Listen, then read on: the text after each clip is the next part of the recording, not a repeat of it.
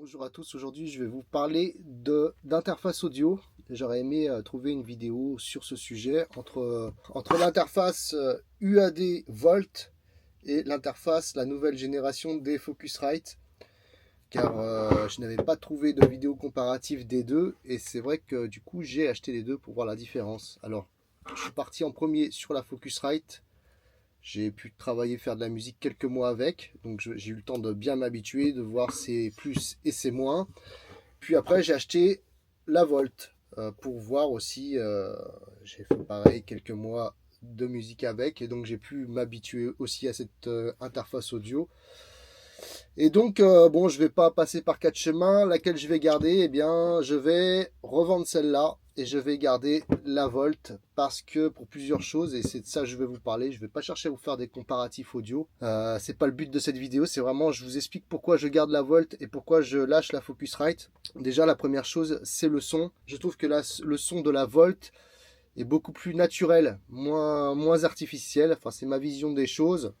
Je trouve que la Focusrite est bonne, mais ouais, le son me paraît un peu plus artificiel pour certaines choses. Ensuite, une autre chose, plusieurs raisons déjà. Alors, je ne sais pas sur l'autre Focusrite s'il y en a sur le modèle au-dessus, mais sur celle-là, en tout cas, j'ai les sorties in et out en MIDI, ce qui est sympa si vous avez des synthés analogiques comme moi. Donc ça, c'est un petit plus. Aussi, une autre chose pour laquelle je vais garder la Volt, c'est que déjà, elle a une simulation de préampli, une simulation de préampli qui est franchement agréable et que j'utilise. C'est pas comme la fonction R par exemple que je n'utilise pas sur la Focusrite, que je trouvais que ça faisait pas quelque chose de bon. Je trouvais que c'était pas spécialement bien en fait sur le son, donc je le mettais pas.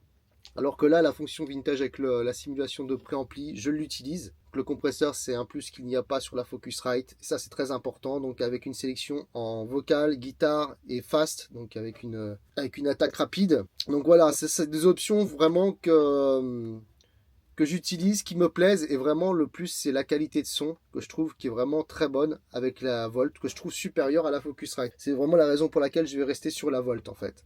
Au niveau des statistiques, l'esthétique de la Focusrite est pas mal, c'est sympa, un boîtier alu ou inox, je sais pas, rouge. Là, c'est un boîtier alu avec finition bois, du vrai bois, donc c'est sympa aussi. Mais c'est pas pour l'esthétique que je garde la Volt, c'est vraiment pour la qualité sonore et les fonctions du compresseur et du préampli, pour cette raison-là que je garde. Une autre chose, vu que je suis en mode nomade dans mon camping-car, la Focusrite me provoquait des fois, pourtant même full branché sur batterie, c'est-à-dire qu'avec mon MacBook sur batterie, tout sur batterie, j'avais des parasites avec ma guitare. Et à partir du moment où je suis passé sur la Volt, plus aucun parasite avec la guitare. Et quand je dis parasites, c'est des gros parasites. J'étais obligé de relier un fil de cuivre à moi-même en permanence pour atténuer. Mais à l'enregistrement, ça passait pas, quoi. C'était vraiment pas. Alors que là, avec la Volt, j'ai zéro parasite avec ma guitare électrique. Donc, pour moi, le choix est fait. Je garde la Volt. Je vais revendre la Focusrite. Faites vos choix. Si vous pouvez les essayer avant d'acheter, c'est pas mal. Mais je trouve qu'en tout cas, Universal sont au-dessus de Focusrite. Et comme quoi, des fois, il ne faut pas écouter l'ensemble des gens. C'est tout le monde Focusrite, mais en fait, non, pas forcément. Et d'ailleurs, au niveau des prix, c'est sensiblement la même chose. J'espère que cette vidéo pourra aiguiller certaines personnes. Et je vous dis à bientôt pour de prochaines vidéos.